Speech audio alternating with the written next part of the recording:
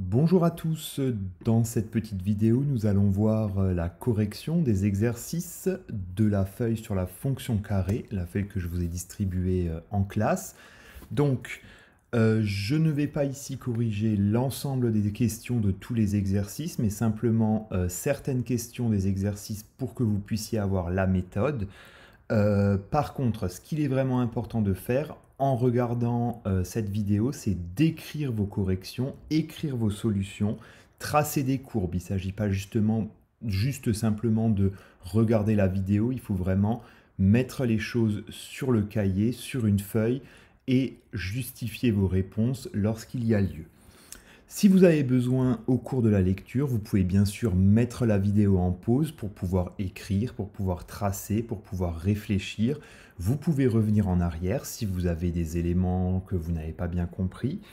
Et bien sûr, si après ça, il y a toujours des points qui restent flous, vous pouvez toujours m'envoyer un petit mail pour pouvoir poser vos questions d'ici à ce qu'on puisse trouver une autre façon un peu plus simple de fonctionner. Allez, on y va avec l'exercice 1. Donc, il s'agissait de lire des images. On vous demandait par exemple l'image de moins 2,5, calculer moins 2,5 au carré en utilisant la représentation graphique de la fonction carré. Donc, je remarque simplement que moins 2,5 au carré, c'est l'image de 2,5 par la fonction f. Et donc graphiquement, eh bien, il me suffit de chercher moins 2,5 sur l'axe des abscisses, de monter jusqu'à la courbe et de lire l'image sur l'axe des ordonnées. Et ici, on trouve donc moins 2,5 au carré qui est environ égal à 6,2. Les autres images se lisent exactement de la même façon avec la courbe de la fonction carré qui est sur votre feuille. On passe à l'exercice 2 qui était un exercice de résolution d'équations. Donc dans cet exercice, on va voir deux aspects, une résolution graphique et une résolution par le calcul. Donc la première question qu'on va corriger, c'est résoudre l'équation x carré égale 4. Donc pour ça, j'utilise la propriété qu'on avait vue dans un chapitre au début de l'année qui nous dit que les solutions de l'équation x carré égale 4 sont les abscisses des points d'intersection entre la courbe de la fonction carré et la droite parallèle à l'axe des abscisses passant par 4. Donc la représentation graphique, nous l'avons ici. Donc j'ai tracé la droite horizontale passant par 4. Elle a deux points d'intersection avec la courbe. Notre équation ici a donc deux solutions. Et pour les vous lire, j'ai simplement besoin de regarder les valeurs qui correspondent sur l'axe des abscisses, qui sont ici, moins 2 et 2. Donc ça, c'était pour la résolution graphique. On va maintenant voir la résolution par le calcul de cette même équation. Donc, je voudrais résoudre par le calcul x au carré égale 4. Donc l'idée qu'on a déjà plus ou moins évoquée en classe, c'est que puisque cette équation contient un carré, on ne peut pas la résoudre avec les méthodes habituelles que vous avez vues au collège.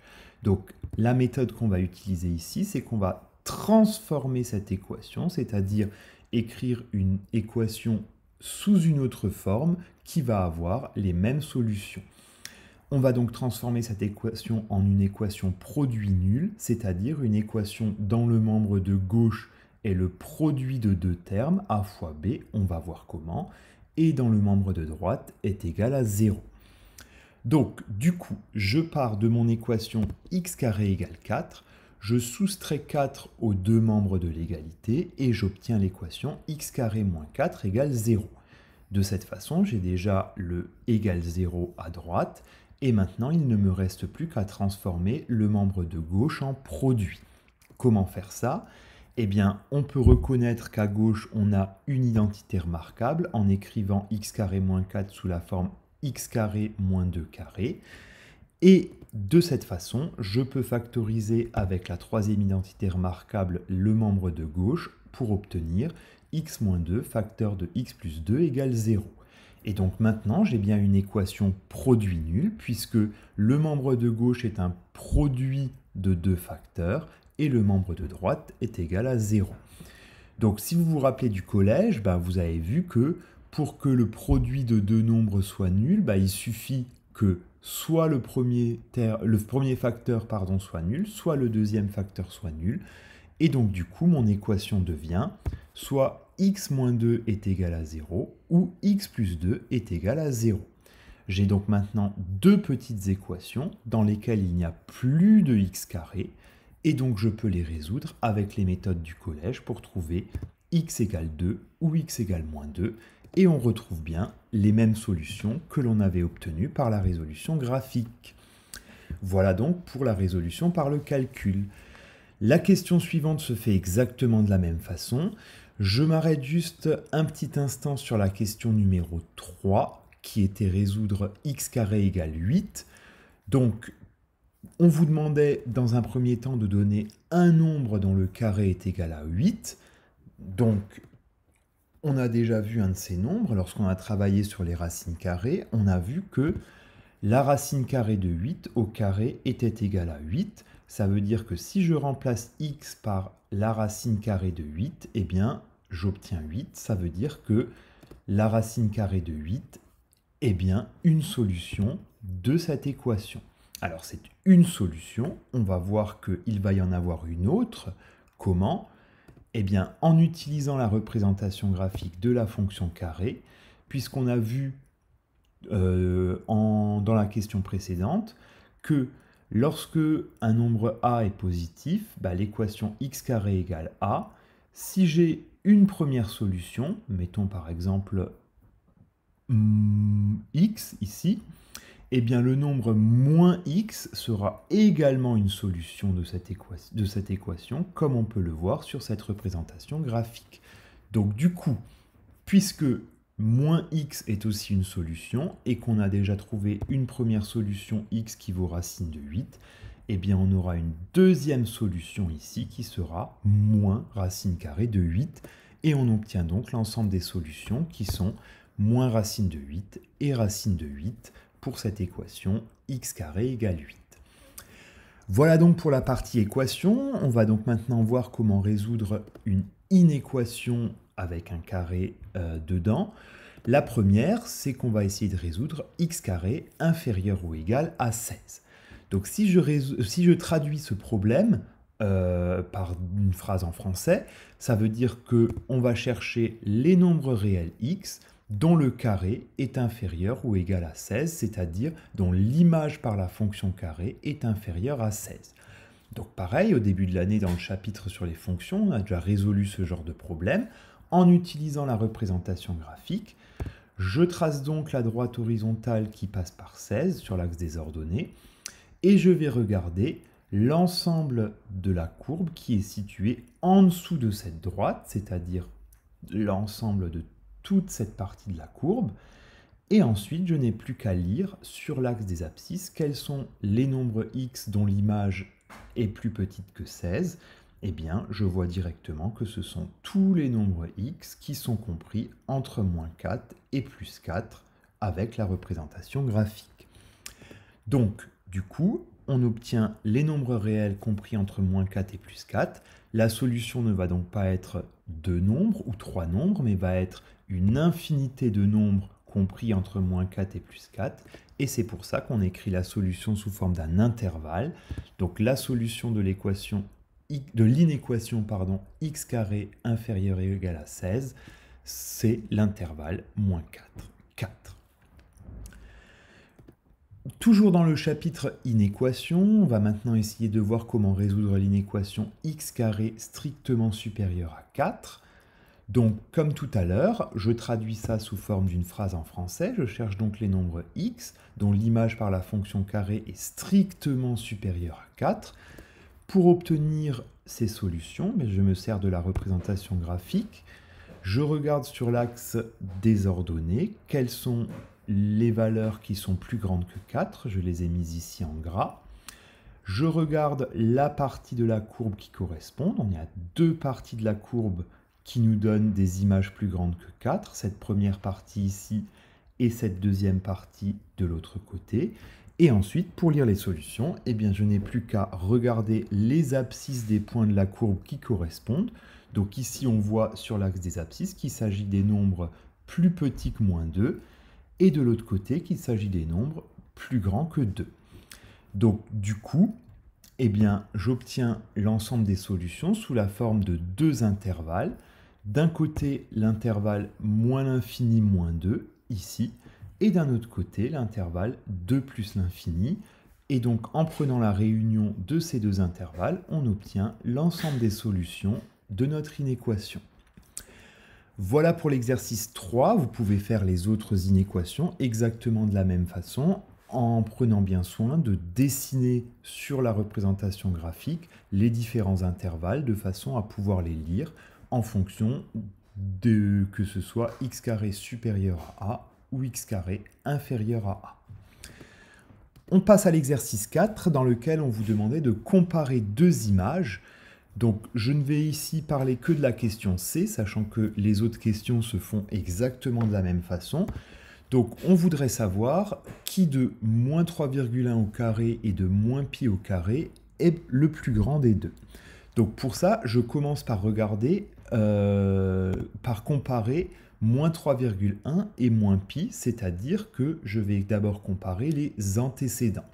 Donc puisque moins pi vaut environ moins 3,14, eh bien moins 3,1 est supérieur ou égal à moins pi.